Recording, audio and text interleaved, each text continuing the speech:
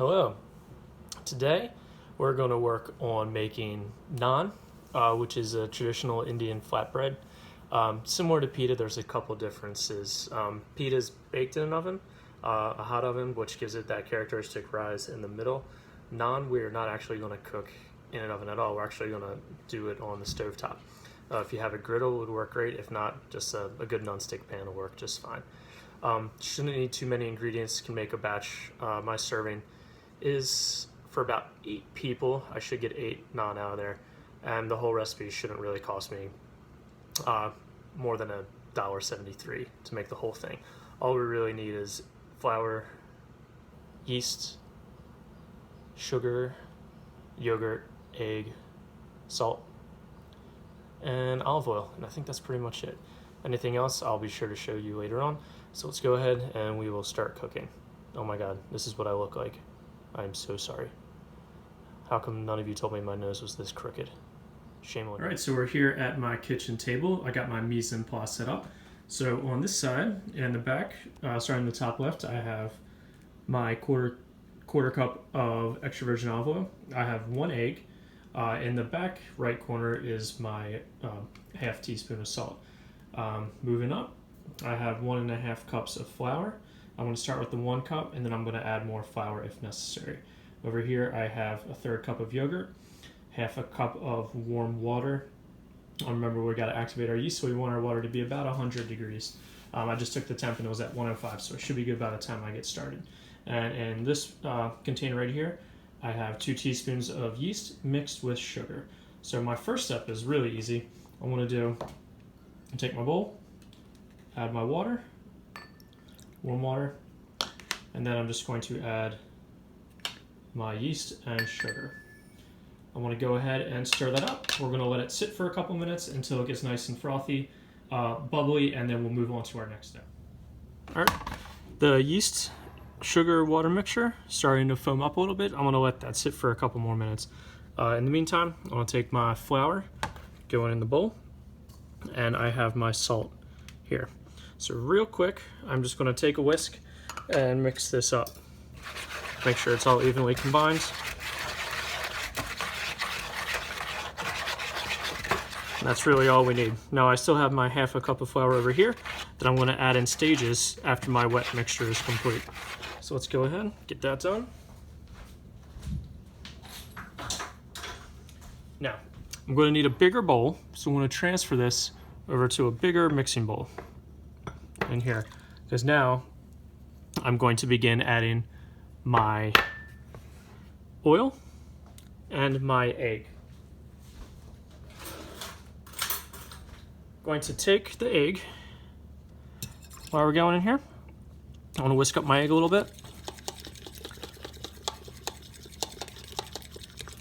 Now it is going to go into our wet mixture. Whisk it all in. I'm going to take my extra virgin olive oil right here. I'm going to go ahead and start to whisk that into my wet mixture as well.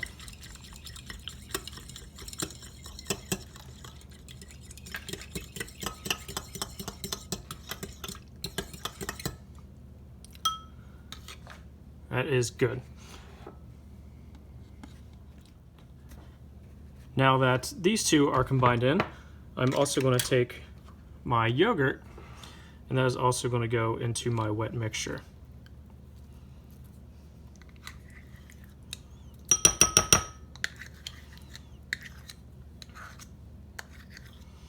Again, stirring to combine.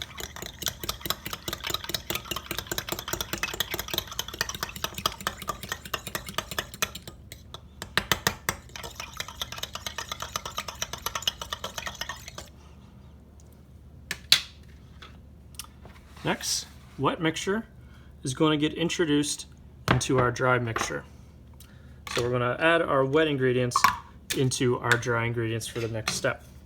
So, start, make a well in the middle, add my wet. We're going to start to bring this together with our spoon. Mixture is still wet, so I have my 1/2 cup of flour. Sprinkle some in. Start to stir to combine.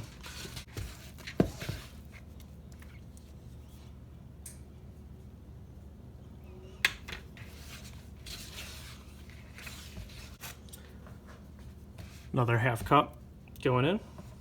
Saving a little on the side in case I need it. Can always add more, but I can't take it out. From here, I'm going to sprinkle a little bit of flour onto my board, and this is where I'm going to put my dough.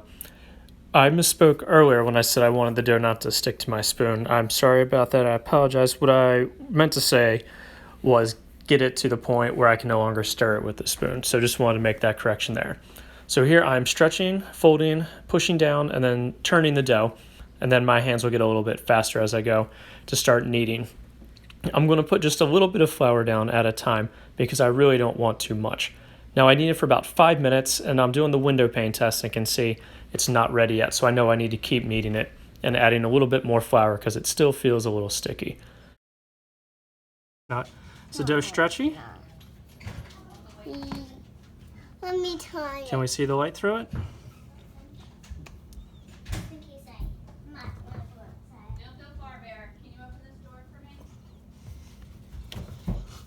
So after checking it, the dough wasn't quite ready yet. All in all, it took about 3 cups of flour. So I'm going to put my dough in this greased bowl, cover it with a towel, stretching over the top, and I'm going to let it rest for about an hour and a half until it doubles in size. Okay, dough's been resting for about an hour and 20 minutes or so, give or take. Put it in a warm spot, grease the top, towel over top just to help make sure it doesn't dry out. So you can see the dough is doubled in size. I'm going to have to move on to my next step, which is punching to knock some of the air out. And then we'll be ready to go ahead, portion them out, and then we will roll them out into our flatbreads, which we will then bring over here and throw on a hot griddle. Dough, we're going to weigh this real quick on our scale so we'll know how much to divide it up by. So make sure it's nice and even. Feels really good, smells delicious. Smells like fresh bread. So scale here, zeroed out. Weighs about 1 pound 6 ounces, so 16 plus 6 is 22. We're going to go ahead and divide that up by 6. Just want to get 6 nice sized pieces of flatbread. Scale back, dough. Divide that in half. Weigh it up. 12. Good. So I want to get 3 ounce pieces out of this.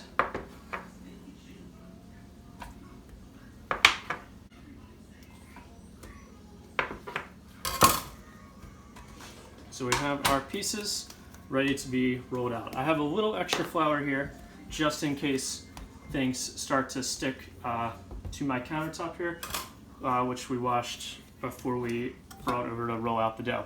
If you look down here, we're going to be brushing our flatbread with some oil. You could do it with just olive oil, but I like to flavor my oil a little bit. So we have some garlic, rosemary, and thyme. Think about when you're making garlic bread. Sometimes you will melt the butter, and in that butter you'll add some crushed garlic. I'm leaving my garlic whole, and I'm going to take this oil, brush it over top my flatbread before we throw it on our griddle. So I'll leave that here and turn my griddle on. And we'll wait for that to get hot.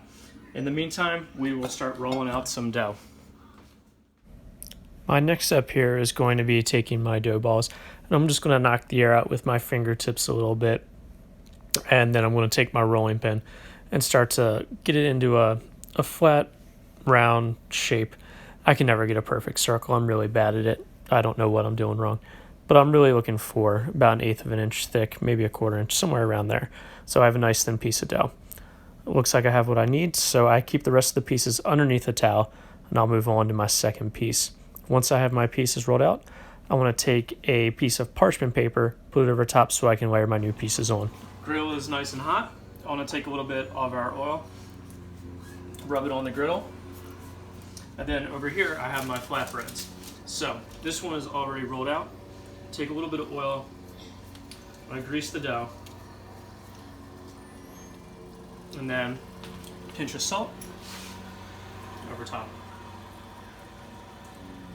Maybe a pinch and a half.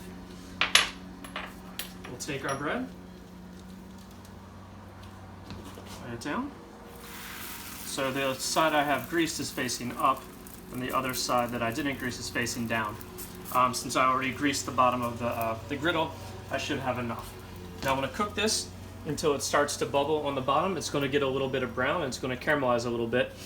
At that point, we will flip it over and we're going to cook it on the other side.